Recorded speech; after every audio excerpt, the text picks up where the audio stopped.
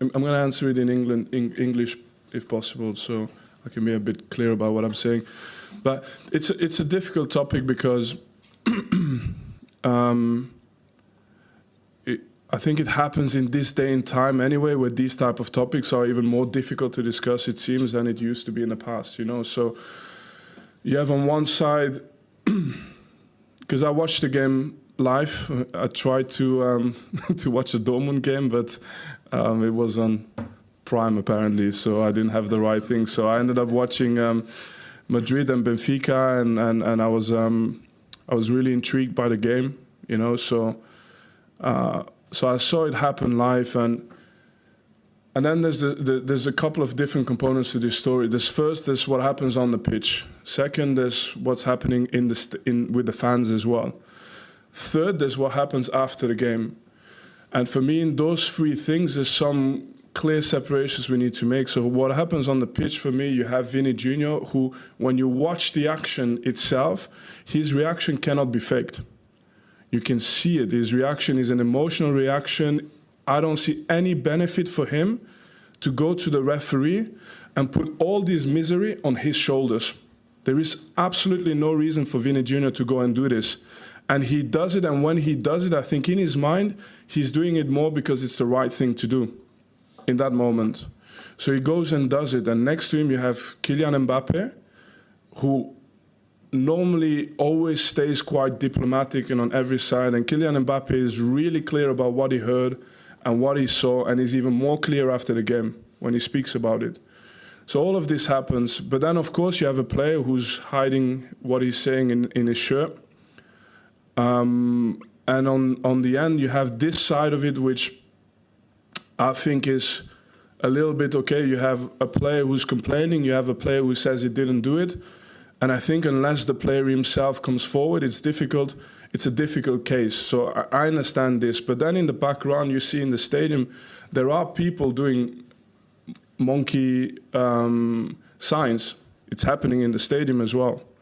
It's happening. You can see it's in the video. So it happens. You have on one side the altercation between the players. You have on the other side what happens in the stadium as well.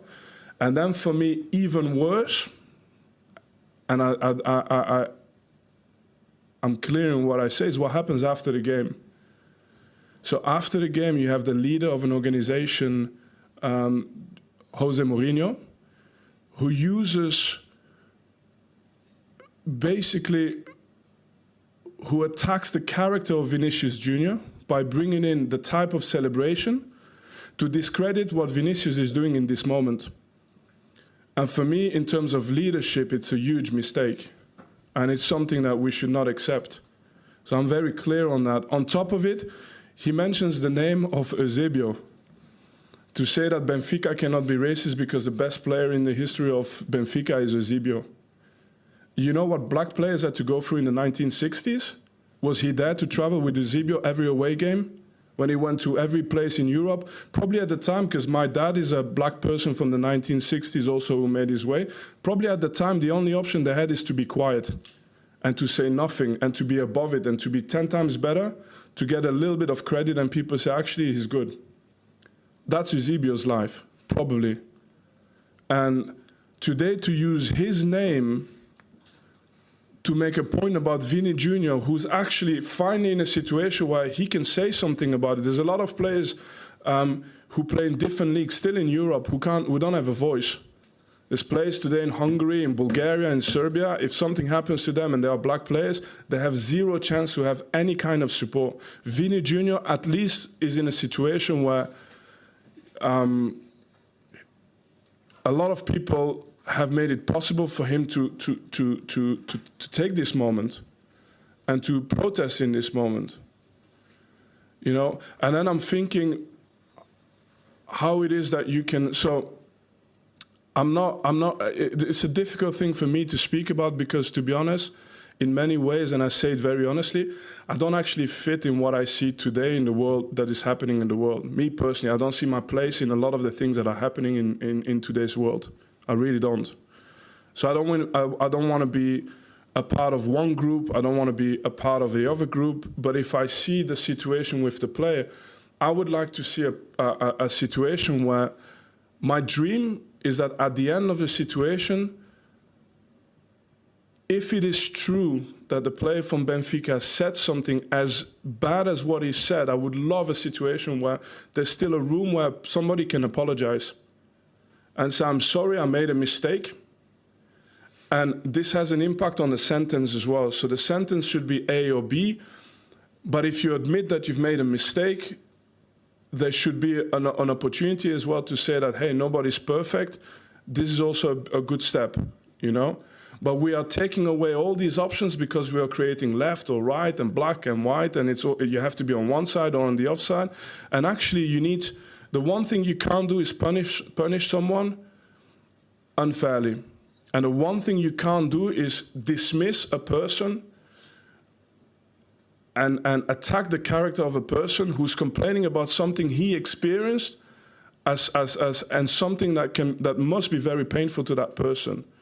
So there's something that needs to happen, but and I'm just thinking, I'm sorry I'm going on this, but I'm just thinking, you know, when Jose Mourinho is doing the knee slide at Old Trafford, when he goes because he attacked the celebration of Vini Jr., when he goes to the fans in the semi-final Inter Milan against Barcelona, and he goes in front of the Barcelona fans and does the celebration, when he plays against Sevilla with AS Roma, and in that moment he's fighting with the referees, and the referees have to go under protection, leave the country under protection after that game.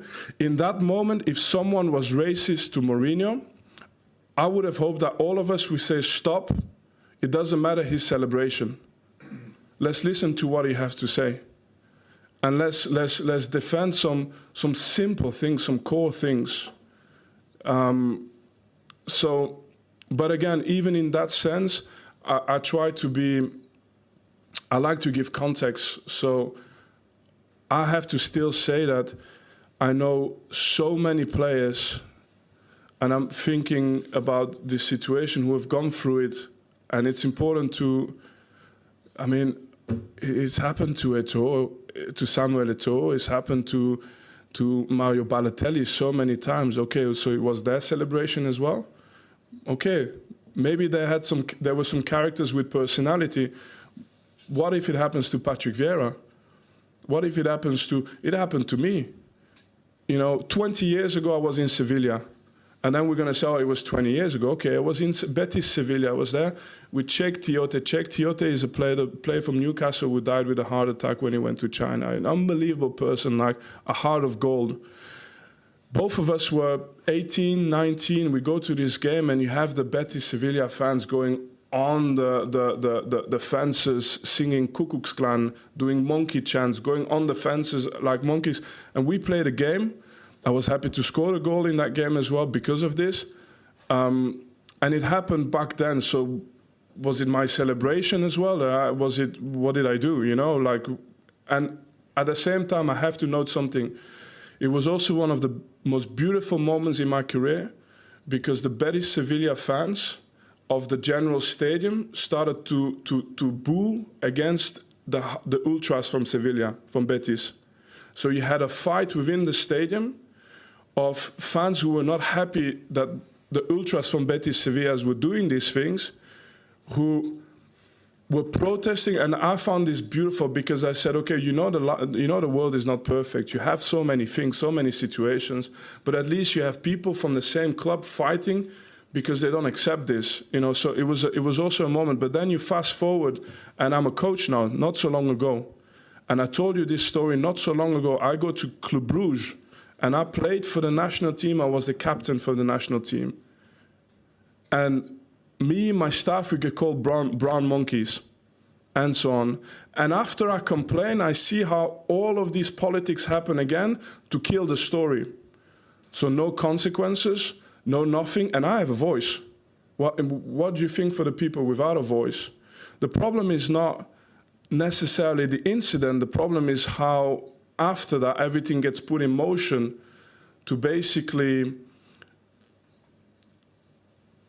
sort of, I'm sorry, I'm going because I'm thinking about this as well, but so what you see and what you feel when you grow up with these issues is that somehow, somewhere down the line, this translates into maybe lack of opportunity. Because what happens is that you get pushed further and further away, you get branded more and more into one way, and actually what needs to be done to grow closer together takes a lot of time, takes a lot of effort, but what happens is exactly the contrary. You get put into what, you get pigeonholed into one group, and the other one gets pigeonholed into the other group, and you just grow further apart. And so my thought about this is, and now I'm going to finish on this because you've opened up something for me here, but I'm going to finish on this. In the end, I'm not saying go left and kill or go right and kill. That's not what I'm saying. Deep down, I know I've met 100 people who worked with Jose Mourinho. I've never heard a person say anything bad about Jose. All the players who played with him, they love him. So I understand the person he is. I understand he's fighting for his team, he's fighting for his club, and he's made that decision. And you cannot be a bad person and have all the ex-players you've had talk so positively about you. So I know he's a good person. I don't need to judge him as a person, but I know what I've heard. So, and I understand maybe what he's done, but he's made a mistake.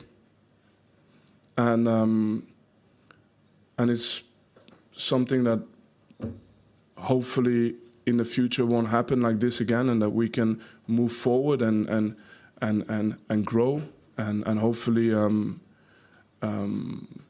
yeah, I mean, look at the things that we can do together rather than the things that always constantly separate us.